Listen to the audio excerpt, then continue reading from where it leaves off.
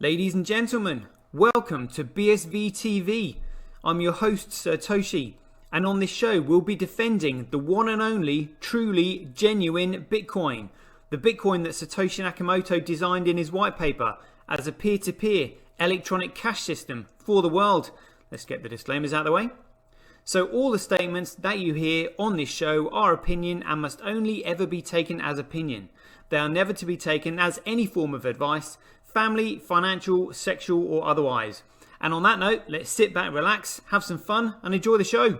Get paid for your content in Bitcoin and set your own fee on Streamanity. Yeah, I'm not surprised I wasn't asked why I'm convinced. Craig is Satoshi. I posted on Reddit. He signed in my presence using the private key from block number one, the very first mined Bitcoin block, on a computer that I'm convinced had not been tampered with, on software I'm convinced that had not been tampered with, a message of my choosing. At InChain, we've just funded a number of universities doing, so far, a test up to 1 gigabyte because it validates what we've already done independently. We've tested up to 380 gigabyte blocks. We've tested 1 million transactions a second and transaction sizes up to 20 megabytes. Super complex scripts, basically ones that can run operating systems. That's basically all of global commerce times about 50. On top of that, we can have complex scripts. On top of that, we can scale each of those transactions 1,000 times, which effectively means about 1 billion transactions per second, which means we can then have all derivatives, all complex trades. That means high frequency trading. It means everything that happens globally. Is the market that effectively BSV is going for, is that global e-commerce, which is currently valued at $29 trillion? No, that's too small. Buy and sell Bitcoin instantly at bsvgravity.com. And you can now book and pay for your winter holiday at skibsv.com. Rock and roll, people. It looks like we are live just after 5 once again. Yes, indeed. Sorry about my audio hiccup yesterday. I've had to delete all my caches on my desktop. So fingers crossed that won't happen again. So it won't be clogged up with too much. But fingers crossed, you never know what's going to happen in a live broadcast. So let's jump right into it. Have a look at these figures. This is the crypto forecast, the strength of the network, the health of the system. Well, I say the interesting part. I mean, this is like the latest interesting part. So now I'm going to start looking at the amount of data that is in each block. So if you look over here at CoolCoin, they're pretty much consistent at 1,300 kilobytes. As you go down, that's kind of like the average. You've got like, 1.2, 1.3, 1.4, 1.2, 1.1, so it's around that, but it's not changing. And it's been consistent for a long time because obviously the block size is restricted to 1 megabyte, and they're not wanting to use the blockchain for anything else. Well, I mean, they don't want to use it at all, really. They're just trying to spin a yarn to tell people that they're meant to use it, but they know that in the long term they're trying to kill it.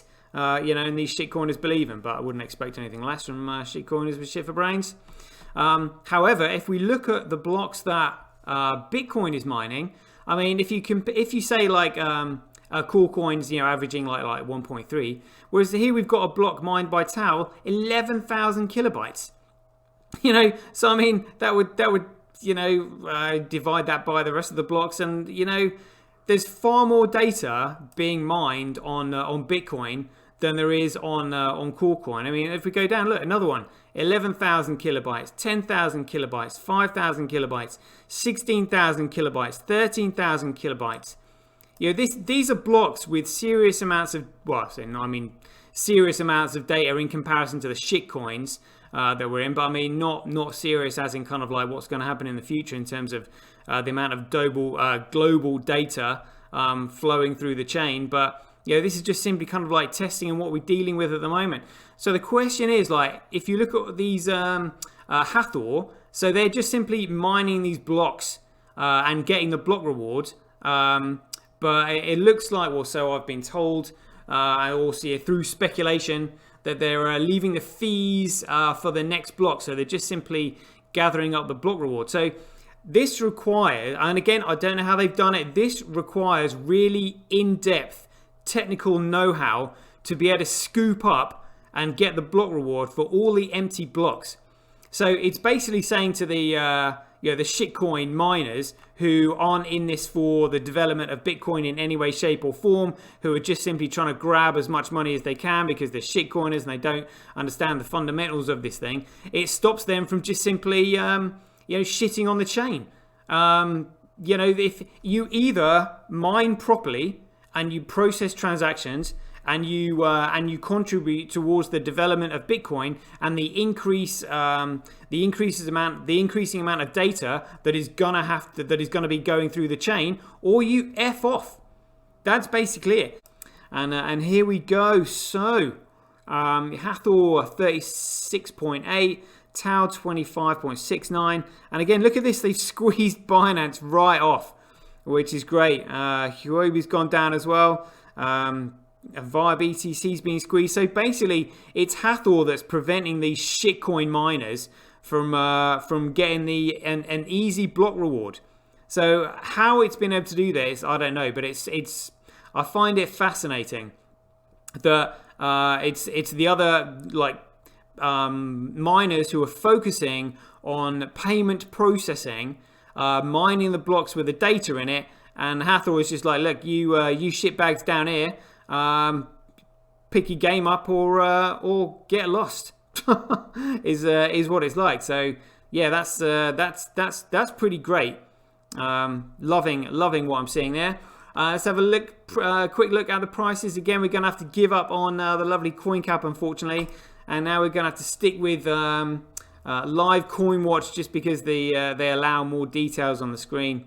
So again, it's been quite interesting. I mean, we'll have a look at CoolCoin anyway, just to see what's been going on the last 24 hours.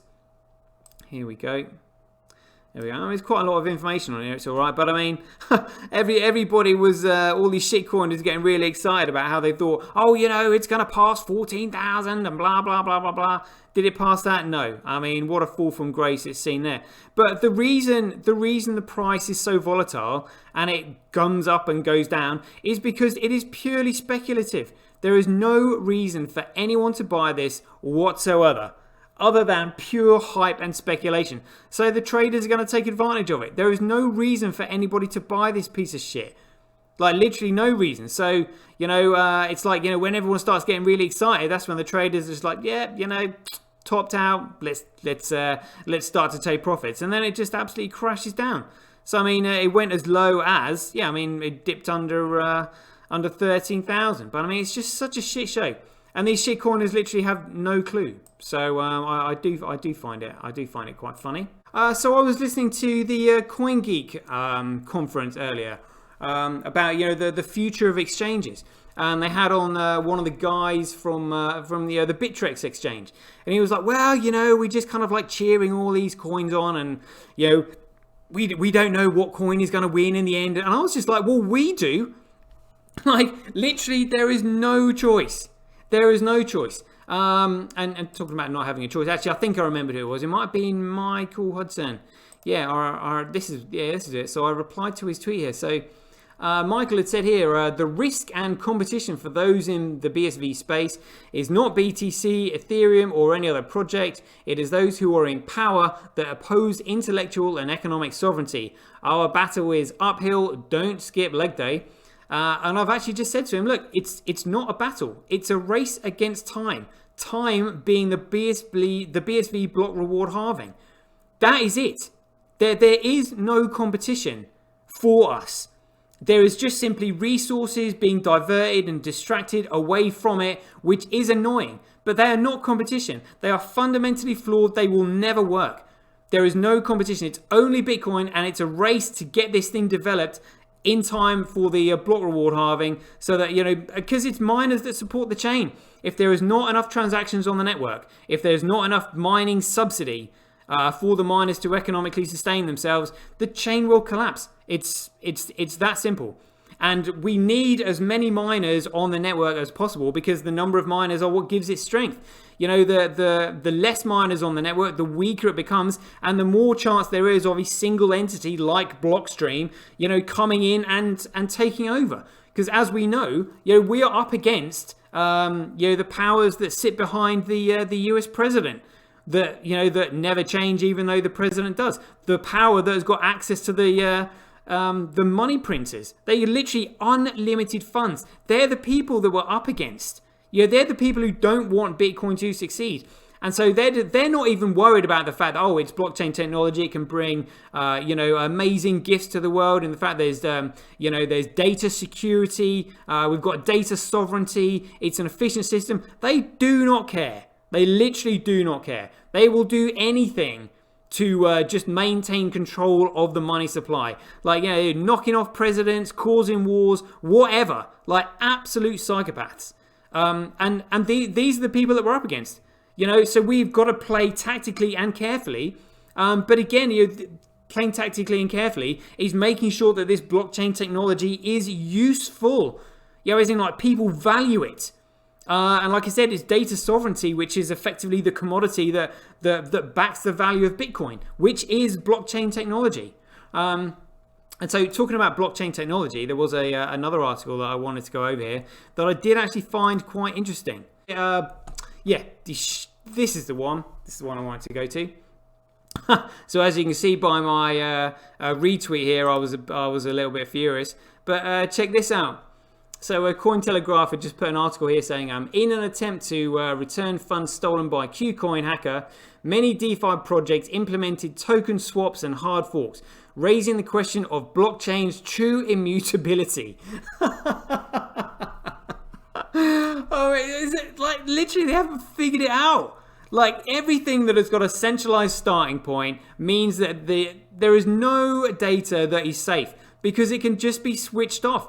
This and it's the neutral growth of the network that gives it credibility to dilute that centralized starting point, which none of these people get. So they're just like, oh right, well, this raises the question of a change true immutability because all these DeFi projects just seem to be like, you know, hard forking and you know, doing all this shit because they are absolutely worthless, utterly worthless.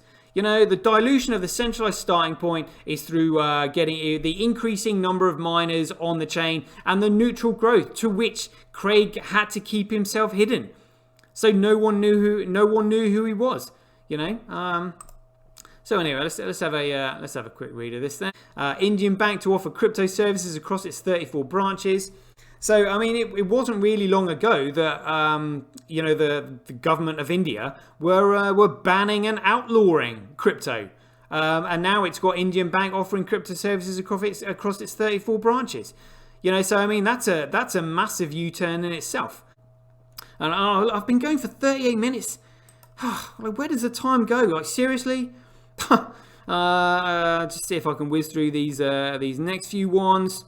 This was just like quite interesting in terms of like just general knowledge of the industry. So the title here was why is Bitcoin hash rate? Why the Bitcoin hash rate just saw a massive drop overnight? So they've come up with a reason here. They said on the 26th of October, large Bitcoin mining pools experienced a significant drop in hash rate according to NovaBlock data. And it said as explained by Thomas Hellier of Hashar, or is that Hasher 8, the end of the rainy season in Sichuan province, which is a province in China, that occurred on October 25th, is to blame for the precipitous decline. Just because this was more news coming out from Geospot, so this is pretty great.